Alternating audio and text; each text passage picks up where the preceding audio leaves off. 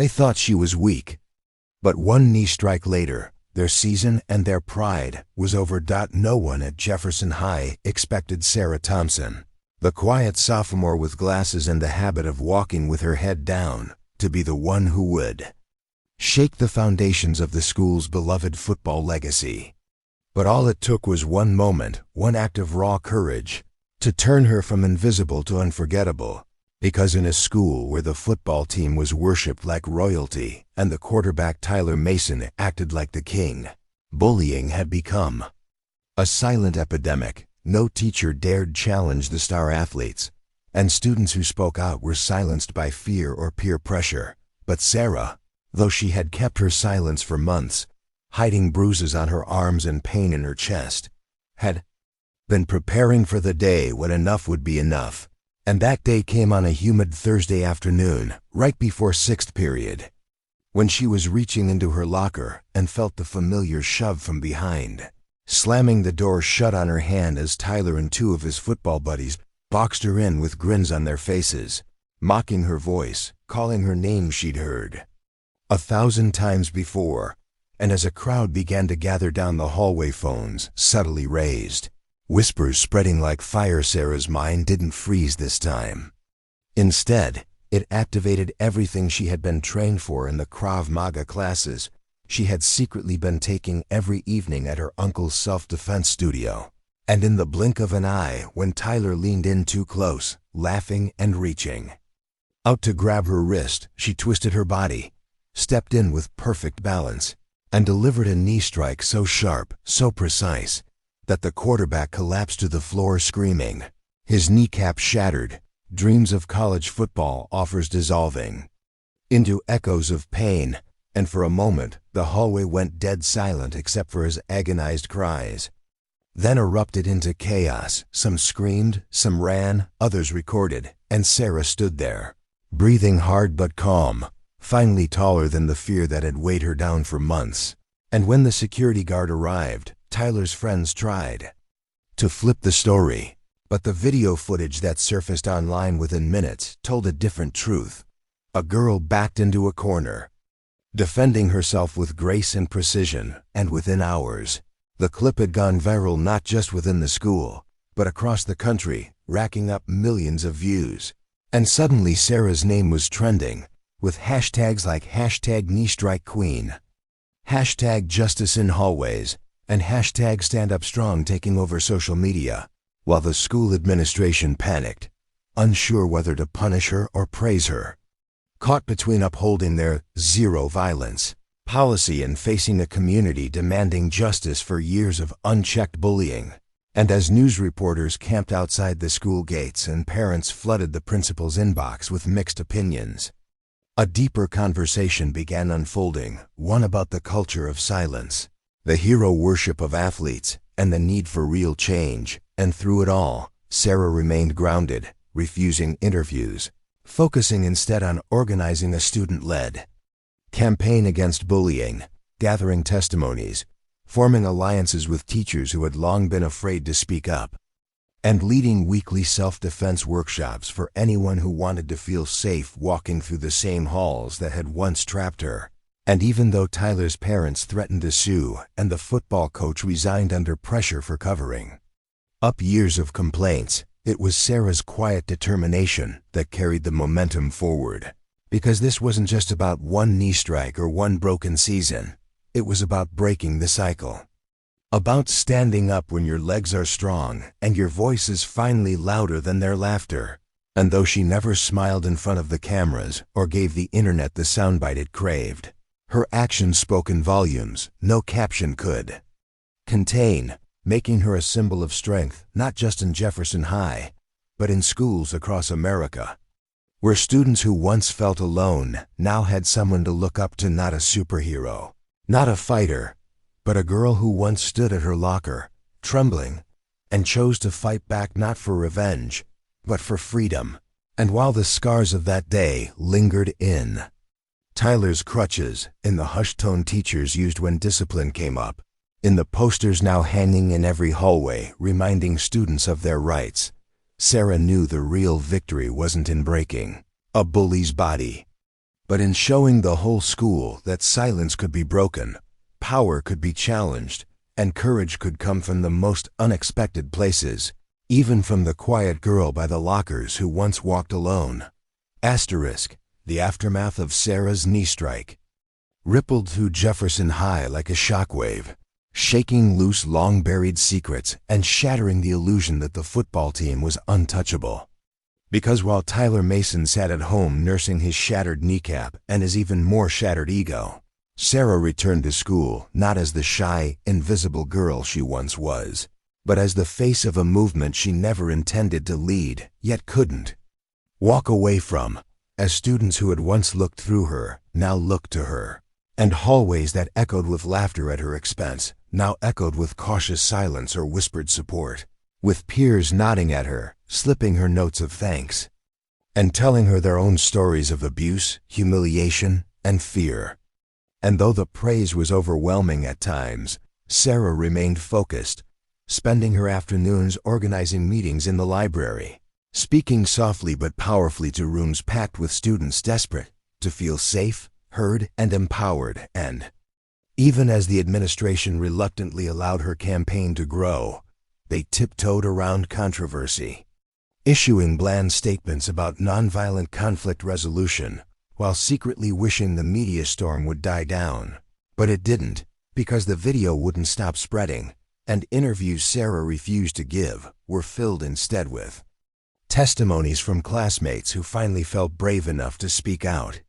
Like Maria, who had been shoved down the stairs by another football player and told to watch where she walks.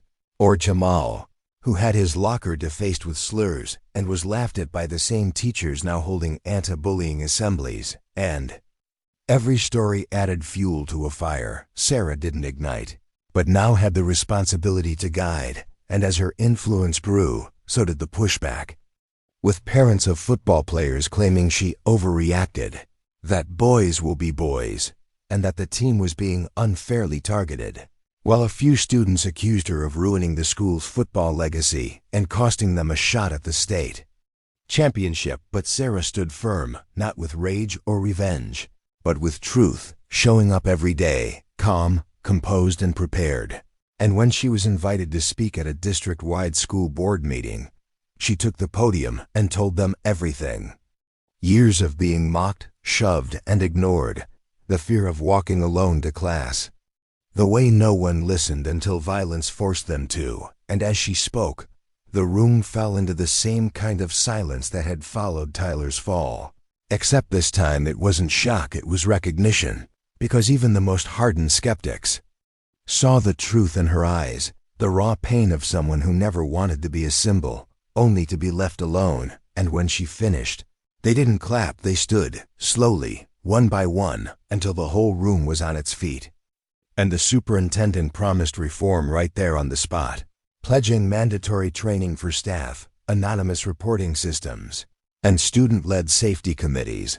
And while promises weren't action, Sarah took it as a first step, then went right back to work, creating a coalition of students from every social group: nerds, athletes, outcasts, and overachievers, forming a united front against bullying that spread faster than anyone predicted. And soon nearby schools were reaching out, asking Sarah to visit, to speak, to help them create what Jefferson now called the Stand Strong Initiative. And though it was exhausting, and though she missed the quiet life she once had, Sarah understood now that silence is the soil where cruelty grows. And her voice had become a blade cutting through years of rot. And yet through all of it, she remained grounded, still doing her homework in the same library corner, still eating lunch alone some days when the pressure became too much, still flinching slightly when someone tapped her shoulder from behind. Because healing wasn't instant, and even though she had stood her ground, her scars didn't vanish, they just slowly stopped bleeding. And that honesty was what made her different. She never pretended to be fearless, only willing to fight when the time came. And it was that honesty that drew even her old bullies into moments of quiet reflection, like when one of Tyler's teammates, Marcus, approached her after school, not with excuses but with tears, saying he was sorry. that he hadn't known how to stop the toxic culture without becoming a target himself. And Sarah didn't forgive him instantly, but she nodded. Because real change isn't about one hero, it's about every bystander deciding enough is enough. And even though Tyler had transferred schools to escape the spotlight, rumors followed him, not just of the injury, but of the truth behind it. And wherever he went, the legend of the girl who dropped him with a single knee strike carried more weight than the broken bone ever could. And as Sarah looked toward the future, she didn't dream of revenge or dominance. She dreamed of a school where no one had to fight to be safe, where strength wasn't measured in fists or fear, but in how bravely someone stood for the voiceless. And she knew, deep down, that even though her fight had started at the lockers, it was far from over. Asterisk. As the weeks turned into months, Sarah Thompson's presence at Jefferson High became more than symbolic. It became structural, embedded in the very fabric of the school's shifting culture, because every hallway she walked down now carried a different energy, one where whispers of fear were slowly replaced by words of respect. And although she never asked for power, it found her in the form of responsibility, as more students began depending on her leadership, her clarity, and her quiet refusal to back down from difficult conversations. And while many admired her strength, few truly understood the toll it took. The exhaustion that crept into her bones each night as she stared at the ceiling, wondering how long she could keep being the anchor for so many. Because while she had shattered the silence, the weight of being the voice for the unheard grew heavier with each passing day. Especially as more victims of bullying came forward, not just students, but even teachers who had been pushed around by the athletic department, threatened into silence, or made to feel like their jobs depended on compliance with the toxic status quo. And Sarah, despite being only 16, found herself mediating between staff and administration, attending board meetings, organizing student panels, and constantly being pulled in multiple directions by people who all wanted a piece of the change she had ignited. And even though her heart ached for the freedom she once had to simply be a teenager, to read books without the weight of a movement resting on her shoulders, she reminded herself every morning in the mirror that courage wasn't about comfort. It was about showing up, especially when it was hard. And things got even harder when the new principal, Mr. Darren Fields, arrived. After the previous one retired early under public scrutiny. Because Mr. Fields had a different approach. He believed in order, discipline, and strict enforcement of policy. And although he praised Sarah publicly, he also quietly tried to dismantle the system she had built, citing rules, protocols, and the need to move on from the incident, which he referred to as an unfortunate overreaction in a leaked staff memo. And when Sarah confronted him, calmly and respectfully, he smiled tightly and said that while her passion was admirable, it was time for the school to heal and let adults take charge. But Sarah knew that healing without accountability was just repression. And so she doubled down, holding independent student forums outside of school hours, live streaming them to bypass institutional filters, inviting guest speakers, psychologists, and self-defense instructors to join her movement. And what began as a hallway altercation had now become a full-blown, youth-led social reform campaign with real traction, not just locally, but nationally, as media outlets revisited her story and education nonprofits reached out to support and amplify her efforts. And through all of this, Sarah stayed grounded, refusing sponsorships, ignoring clout chasers, and staying laser-focused on the mission, creating a school environment where no one had to be afraid. And yet, even with all the momentum, resistance remained, particularly from Tyler Mason's supporters who had quietly regrouped, still bitter over the football team's collapse and what they called Sarah's crusade. And when a rumor began spreading that Tyler was planning to return to Jefferson High in the fall, tension surged across campus, splitting students once again between those who saw his return as a threat and those who thought he deserved a second chance. And Sarah, though nervous, addressed it head-on, hosting a town hall where students could speak openly. And while many expressed outrage, Sarah surprised everyone by saying she believed in redemption, but only when accompanied by responsibility, accountability, and genuine remorse. And if Tyler was ready to acknowledge the harm he caused and make amends, not just to her, but to all those affected, then maybe, just maybe, healing could truly begin. And that statement stunned the room, silenced her critics, and even earned a nod from Mr. Fields, who realized for the first time that Sarah wasn't interested in vengeance. She was interested in justice, transformation, and growth. And as summer approached, bringing with it the promise of a new school year, Sarah was invited to speak at a national education conference in Chicago, where her 15-minute speech on student-led safety and the power of personal courage brought a packed auditorium to tears and earned her a standing ovation from teachers, counselors, and principals from around the country, many of whom approached her afterward with stories of their own students, their own Sarahs who needed to hear that their voices mattered, that they weren't alone. And Sarah, though overwhelmed, smiled humbly and said the same thing to every person she met. "I'm not special. I was just tired of being afraid." And that honesty, that unwavering refusal to see herself as a hero, is what made her one in the eyes of so many. And yet, behind the recognition, the interviews, and the awards, Sarah still struggled with the emotional echoes of the day it all began.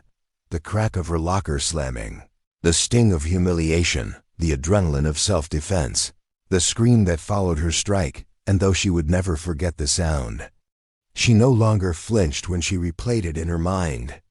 Because now it wasn't a moment of trauma, it was the sound of a door breaking open, a silence shattered, a wall falling down. And every time she walked past that same locker, now painted with a mural designed by the art club depicting a girl standing tall among shadows, she reminded herself that real change doesn't begin with applause or policies. It begins when someone who's been hurt decides to rise, to speak, to fight, not with fists but with fire. And as Sarah prepared for her junior year, she knew the work wasn't over, but neither was her strength. And as new students arrived, some timid, some scarred, some already victims, she met them with open arms, ready to pass the torch, not to let go of it, but to multiply its flame. And so the girl who once walked alone became the one others followed, not because she told them to, but because she proved that standing up once can lead to 1,000 others. Standing beside you.